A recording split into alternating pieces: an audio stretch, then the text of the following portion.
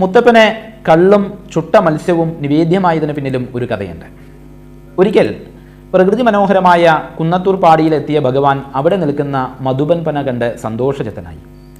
ആ പനകളിൽ നിന്ന് സ്ഥിരമായി കള്ളെടുത്ത് കുടിച്ചു വരികയും ചെയ്തു. ഈ മലയിലുള്ള പനകൾ ചെത്തുന്ന ചന്ദൻ എന്നുള്ള കള്ള് ചെത്തുകാരന് സ്ഥിരമായി തൻ്റെ കള്ള് മോഷണം പോകുന്നതായിട്ട് മനസ്സിലായി. അത് കണ്ടുപിടിക്കുന്നതിന് വേണ്ടിയിട്ട് അയാൾ അവിടെ കാവൽ കിടന്നു. ഇങ്ങനെ കാവൽ കിടക്കുന്ന സമയത്തിൽ അയാൾ കണ്ടു ഒരാൾ തൻ്റെ പനയിൽ കയറി കള്ളെടുത്ത് കുടിക്കുന്നത്. കള്ളനെ കയ്യോടുകൂടി പിടിച്ച സന്തോഷത്തിൽ ചന്ദൻ ഒരുപാട് ചീത്ത വാക്കുകൾ പനയുടെ മുകളിലേക്ക് നോക്കി പറഞ്ഞു.